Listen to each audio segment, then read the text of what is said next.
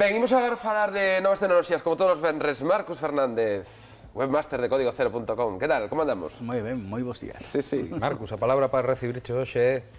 Bzz. Como se pronuncia isto? Bzz, buzz, buzz... Os de Google pronuncian o buzz. Buzz.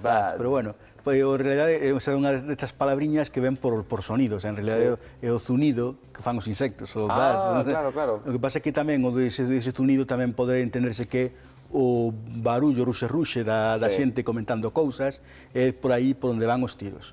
Porque este novo servizo é un engadido que meteron na aplicación de correo electrónico de Google, o famoso Gmail, que aproveitando que ten moitos millóns de usuarios, os de Google veron que era unha maneira de meter un novo servizo sen que a xente se tivera que andar dando de alta nel, senón que o metían así un pouco pola porta de atrás, abrindo e mesturando o correo electrónico o que é unha especie de plataforma de redes sociais que poderíamos comparar, por exemplo, con Twitter.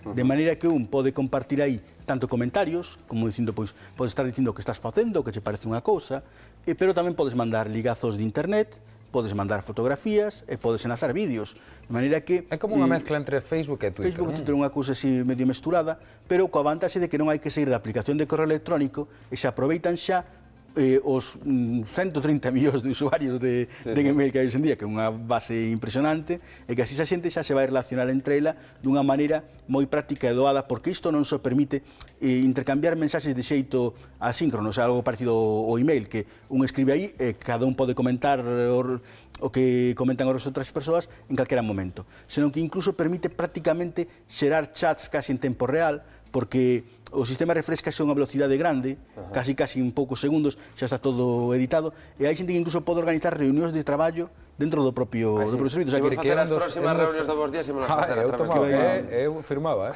Mira, pero ese é un dos fallos, por exemplo, que ten Facebook ou Twitter, a velocidade de actualización, os problemas de servidores... No de Google parece que polo momento vai tirando ben, pero ainda así non é todo tan bonito como parece. Claro, que de momento son ratos. Veña, poñe pegas. Aí tamén hai un detalle. Unha das grandes vantaxes que teña nun principio é que ten tamén clientes móviles. Expliquémonos.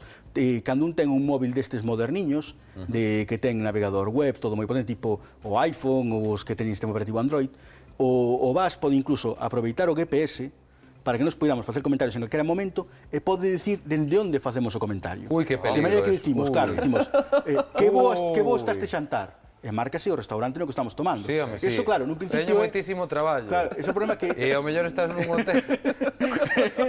Teño moitísimo traballo. Veo a túa muller... Ui, este. Iso sí, ten tamén outros detalles vos que aparte de... O sea, ti podes dicir que non che marca a posición onde estás cando tes eses problemas, pero...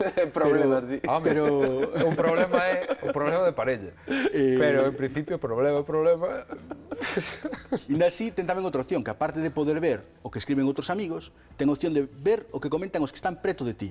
E de repente vichas preto de ti, ves o mapa e ves comentarios de xente que hai ao redor. O que pode ser interesante, pois cando hai, imaginemos, nun partido de fútbol, podes estar vendo os comentarios do partido dos que están ao redor. Bueno, vamos a ver. Pode ser interesante, pero tamén un atentado contra a privacidade. Ese é o detalle, que se pode meter moito na vida de un. E logo, no seu arrinque, fixeron unha cousa bastante malos de Google, e que empezaron a facer que os usuarios fixeran un seguimento automático do que publicaban todos os demais cos que tiña algún tipo de relación no Gmail.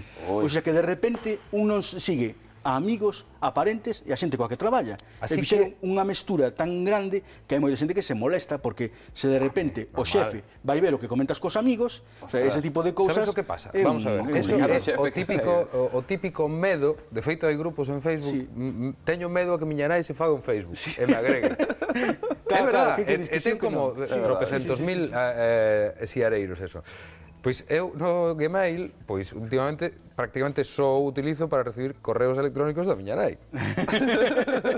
E a teño, lóxicamente, na miña lista de contactos. E claro, sabe cando estás conectado, cando non... Claro, e onde estou, como estou, con quen estou. Quero dicir, eso quere dicir, o que acabas de dicir, que eu, por exemplo, sin activar o buzz nin nada, O Buzz. Nin nada. Só con ter unha conta de Gmail xa teño a miña nai agregada. O mellor a miña exparella agregada. O mellor a actual. O mellor non sei que. Entonces, claro, ali montase un barullo de proporcións bíblicas que... Sí, empeza a haber moitas queixas, os de Google empezaron a reaccionar tamén, e xa están cambiando un pouquiño o funcionamento do sistema para que non seña tan automático. O sea, creo que despois das queixas que tiveron, que non van repetir isto no futuro, e incluso están xa avisando en moitas páxinas web como pode facerse para eliminar o de Buzz. De feito, no P de páxina de Gmail hai unha opción que pon desactivar Buzz, dalle aí o botonciño e xa desaparece todo. Mira, que recomenda unha cousa, antes de desactivalo, borrar todos os seguimentos que haxa por aí, non vai a ser que quede algo que haxa contidos públicos. Mira, unha cousa, unha última pregunta que che teño que facer, Marcos. Isto triunfará? Porque tamén estaba o tema do Google Wave, que é lo que se sacou e que parece que foi un fracaso total. Isto sí que agardan que... Nunca máis se volveu a falar del. Isto agardan que funcione un pouco, porque como xa está no Gmail, pois a xente use ou non, pois...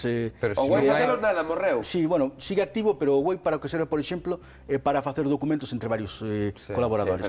Para un uso laboral, para profesionais, está moi ben. Para uso lúdico non gusta tanto. Pero Marcos, se non é compatible con outras plataformas tipo Hotmail ou tipo Facebook ou Twitter ou Twenty, por exemplo, non lle vexo moito futuro. O que ten é que esta plataforma está medio aberta a permitir interaccións con máis redes sociais. Un pode achegar os contidos de Twitter ao Buzz, pode colleros de Flickr, pode facer que toda a información que vai publicando na rede aparece directamente no Buzz.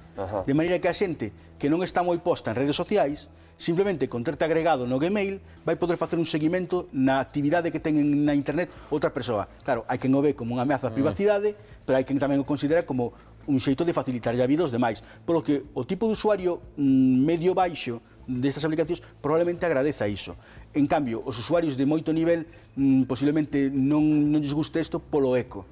Porque entón alguén que escribe algo no Twitter, ese texto vai aparecerlle tamén no Facebook e vai aparecer tamén no Buzz. O sea, que vai ler a mesma cousa 3 veces, e claro, hai xente que cansa de andar lendo sempre o mesmo replicado. En fin, mellor non poñer mensaxes demasiado comprometidas porque despois pode velas calquera. E cada vez que publicas algo hai opción de poñelo privado ou público. O sea, que aí tamén podemos controlar un pouquiño o detalle.